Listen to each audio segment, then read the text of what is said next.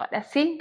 Bueno, el tema de hoy en realidad surgió por el comentario de un amigo de esta plataforma, Marco Rojas, quien sugirió que deberíamos tener un diálogo o una conversación acerca de la situación en Ucrania. Y esa sugerencia llevó a una conversación que tuve luego acerca de por qué hasta este momento no me he centrado en alguno de los temas más urgentes que vemos en las noticias, acontecimientos mundiales que son preocupantes. Y pensé que sería una oportunidad para poder explicar un poco por qué es que no me he estado centrando en temas puntuales que obviamente nos afectan a todos. Y en parte, y bueno, ¿qué temas son estos? En este momento, claro, está el tema de Ucrania y la creciente tensión que existe entre Rusia y la OTAN. Obviamente con Estados Unidos de alguna manera liderando al grupo, no de alguna manera, liderando literalmente al grupo. Está la situación de los palestinos en Gaza, está la situación del creciente caos que existe en Haití. Tenemos el tema de la democracia en Estados Unidos y cómo estamos yendo, ya ayer precisamente esta semana se ha terminado por solidificar el hecho de que estamos entrando a unas elecciones presidenciales en Estados Unidos donde básicamente tenemos que escoger a un candidato, básicamente reelegir a un presidente. Un presidente, además, que no importa cuál de los dos candidatos, porque hay que ser realistas, en Estados Unidos básicamente es un sistema binario donde los candidatos que tienen opción real, al menos históricamente hasta este momento, son ya sea del Partido Demócrata o el Partido Republicano. Cualquiera de los dos candidatos que en este momento existen y que ya se han solidificado como los candidatos que llegarán eventualmente a las elecciones presidenciales de Estados Unidos, tienen no solamente falta de apoyo de un gran sector de la población, sino un gran sentimiento de rechazo de parte de distintos sectores de la población. Entonces va a ser un proceso electoral no solamente interesante, porque muchos van a votar por personas que no les terminan de convencer y que no, esto parece que es un mal que está afectando a las democracias en varios países, y no a nivel mundial, sino que además de eso, el, el pronóstico para los siguientes 4 años de gobierno de la persona que salga electa también se presenta como algo bastante complicado. Y bueno, la lista continúa, y sí, esto sin mencionar distintos temas puntuales de desasosiego, de tensiones sociales que en este momento encontramos alrededor del mundo. Y mi renuencia a centrarme en estos temas específicos se debe a lo siguiente.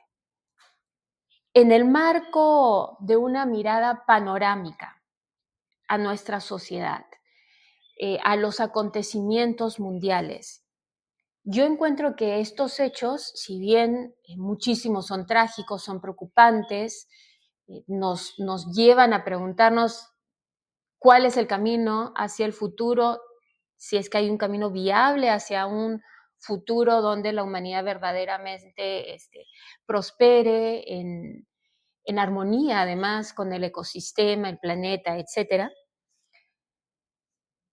Pero más allá de esto, estos incidentes, como los veo yo, son, por un lado, incidentes, son recurrentes y son repetitivos. Entonces, si es que vemos que hay situaciones, que las situaciones de tensión social son repetitivas y tienen cosas en común, o sea, es decir, son también recurrentes, tienen elementos recurrentes, bueno, creo que lo que nos queda por hacer es ver cuáles son las dinámicas fundamentales que están propiciando que constantemente enfrentemos este tipo de situaciones. Y ahí es donde yo me quiero centrar, porque siento que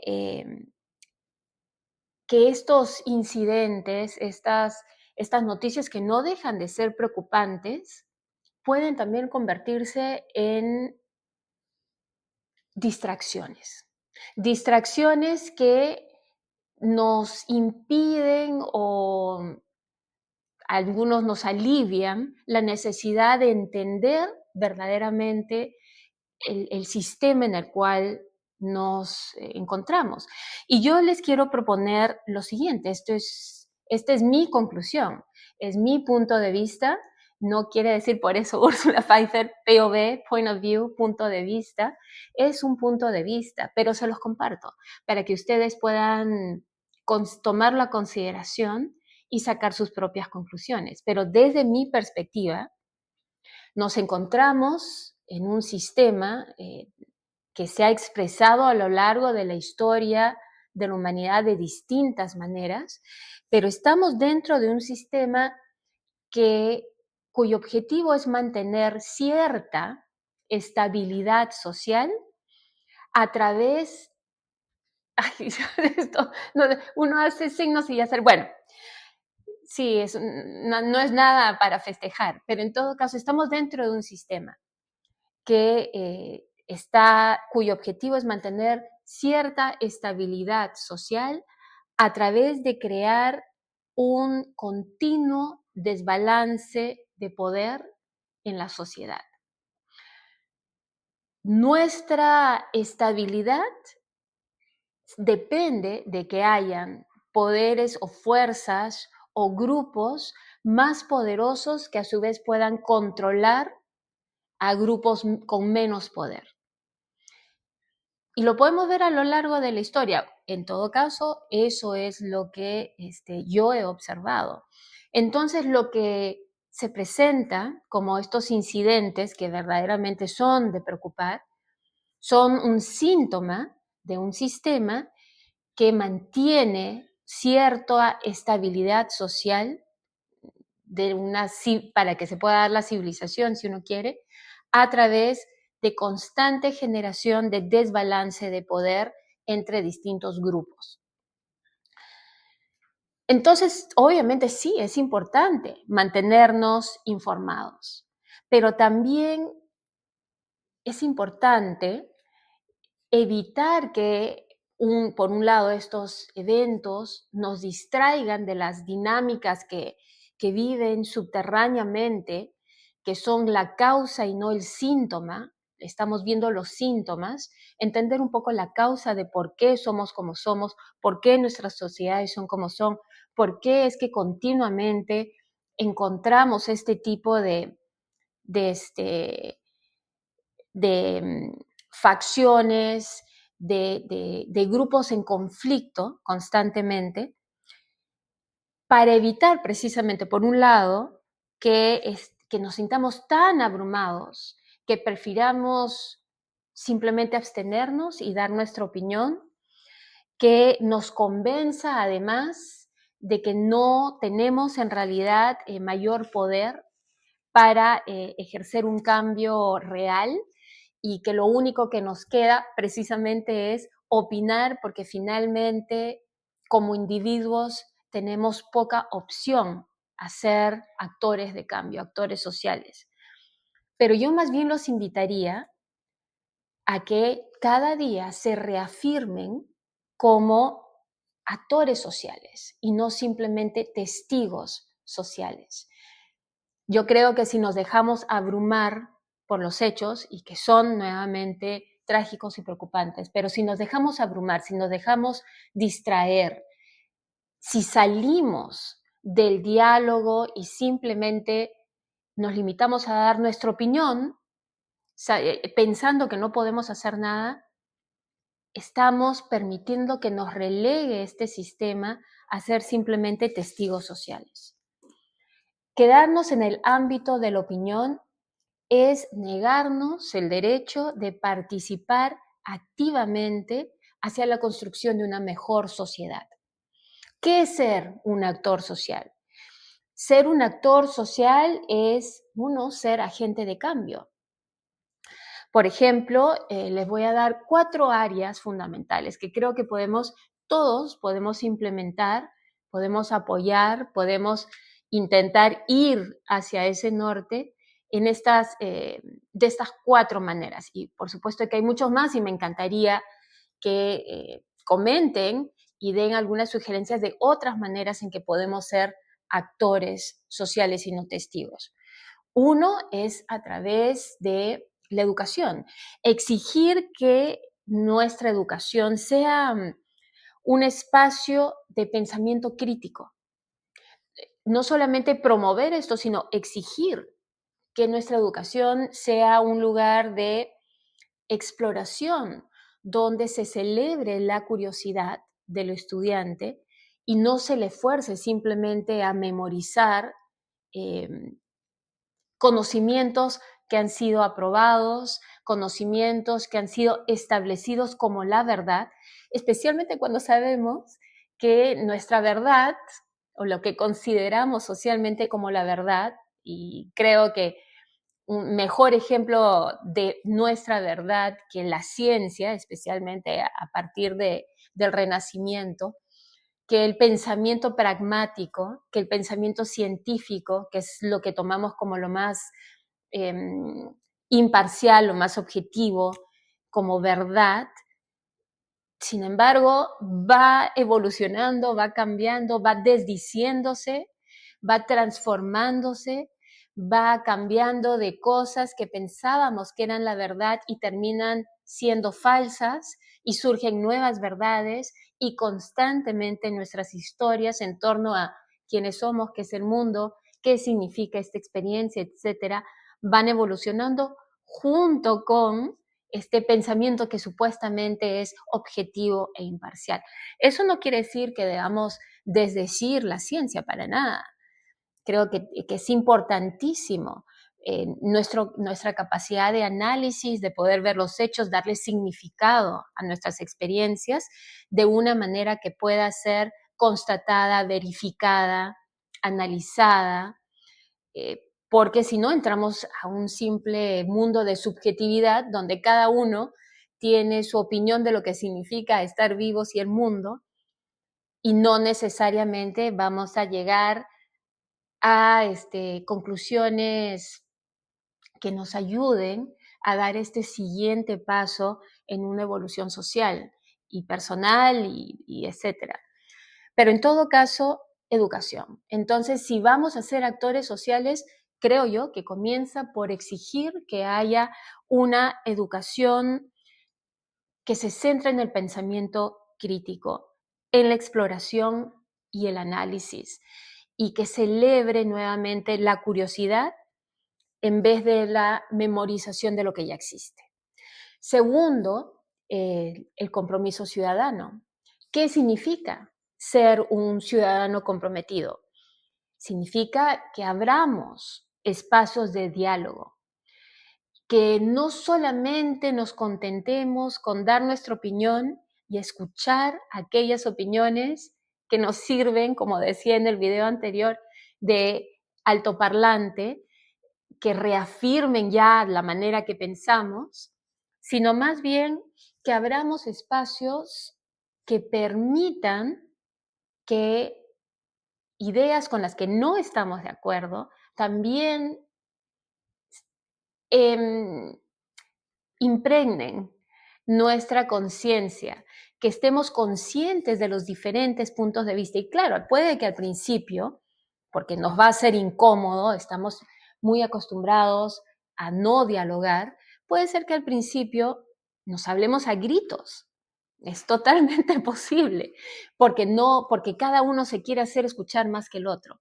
Entonces sí, posiblemente nuestros espacios de diálogo al inicio sean espacios de gritos. Es totalmente posible, donde yo hablo más fuerte para asegurarme que tú me escuches, en vez de escuchar lo que tú me estás diciendo a mí. Pero también tengo fe en que al iniciar esa práctica y darnos cuenta de que al final, gritándonos, ninguna de las partes en realidad se esté escuchando, comencemos a acostumbrarnos a fomentar el diálogo, a fomentar un intercambio de ideas en el cual al menos escucho y tomo en consideración tu punto de vista. Y tú escuchas y tomas en consideración el mío, mi punto de vista. Y no quiere decir que tengas que estar 100% de acuerdo con lo que yo estoy diciendo. Es más, puedes no estar de acuerdo con nada de lo que he dicho en este video. Pero nuestro objetivo no debería ser convencer al otro. Nuestro objetivo, creo yo, debería ser ofrecer algo para quizás abrir el panorama del otro hacia otras experiencias de vida.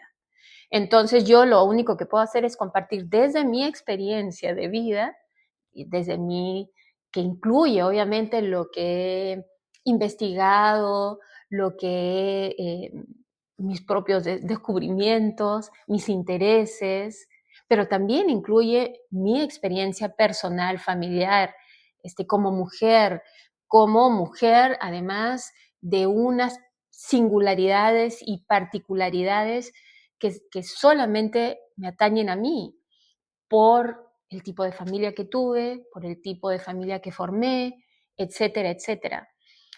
Eso es lo que se llama la interseccionalidad, ¿no? La intersección de las distintas cosas que nos hacen los individuos que son nuestra clase social, nuestro género, nuestras experiencias sociales, amicales, etc. Entonces, segundo punto es abrir esos espacios de diálogo y acostumbrarnos precisamente a tener, a abrirnos nuevamente, a tener ese intercambio de puntos de vista y de experiencias. La tercera o el tercer punto de lo que nos fortalece como actores sociales es una participación ciudadana, yo diría que activa en lugar de reactiva. ¿A qué me refiero? Creo que en estos tiempos por distintos motivos, que podemos entrar a discutirlos y analizarlos más adelante, se han debilitado mucho los partidos políticos y especialmente en Latinoamérica, diría, pero incluso aquí en Estados Unidos, lo que se ha empoderado son los movimientos políticos. En este sentido, en Estados Unidos, movimientos políticos dentro, por ejemplo, del Partido Republicano. Hay un movimiento conservador, un movimiento político conservador muy fuerte, en el Tea Party, o lo que le dicen el partido del té, pero que en realidad lo que no es un partido, es un movimiento dentro del Partido Republicano de Estados Unidos, que es un movimiento de pensamiento muy conservador. Y bueno, del mismo modo, siento que se han debilitado los partidos políticos en todo el mundo y que lo que han surgido son estos movimientos políticos. ¿Por qué es que es preferible tener partidos políticos en lugar de movimientos políticos? Porque los movimientos políticos son en realidad reactivos. Reaccionan, son movimientos que surgen, movimientos sociales, en este caso políticos, que surgen ante una coyuntura. Entonces, por ejemplo, en Estados Unidos, ante un movimiento de igualdad social, de clase, de discusión acerca del lugar de la mujer, de minorías étnicas, de clase social, etcétera, surge un contramovimiento conservador, en este caso un movimiento político dentro de un partido que está reaccionando, combatiendo, atacando a aquellas personas y aquellas instituciones que están tratando de promover los derechos civiles, de igualdad social, etc. Los movimientos políticos carecen de ideología. Ahora, la ideología, claro, se ha satanizado a tal punto que ideología para muchas personas es sinónimo de socialismo, comunismo, etc. Pero no, la ideología no es más que un conjunto de creencias y filosofías que en conjunto proveen un análisis y un entendimiento del mundo. Eso es. Entonces, es importante, diría es importantísimo que un grupo que desea establecer, no solamente entender la realidad y la coyuntura de un grupo, de un país, de una nación, del mundo, que no solamente quiere entender la coyuntura, sino además quiere tener la suficiente visión para establecer un camino viable hacia el futuro, la mejora, etcétera, no puede ser reactivo.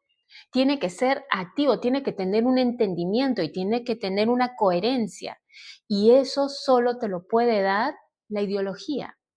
La ideología entendida como una ideología a la que se ha llegado dentro, por eso un partido político, dentro de un grupo, donde haya habido una discusión alrededor de ideas, alrededor de propuestas, alrededor de valores.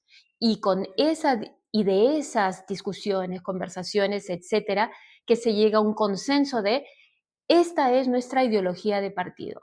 Esto es en lo que creemos, esto es lo que entendemos y de ahí parte una visión hacia nuestra acción política.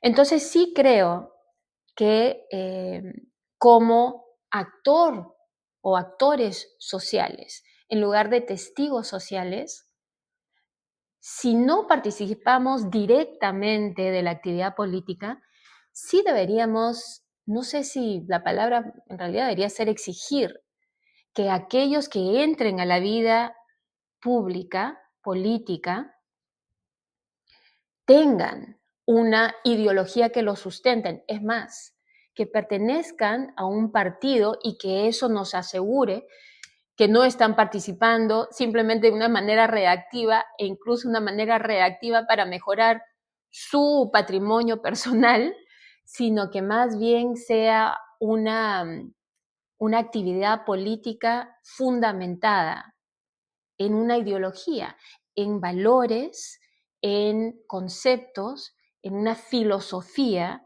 que los lleve a proponer un camino hacia el futuro para el bien común.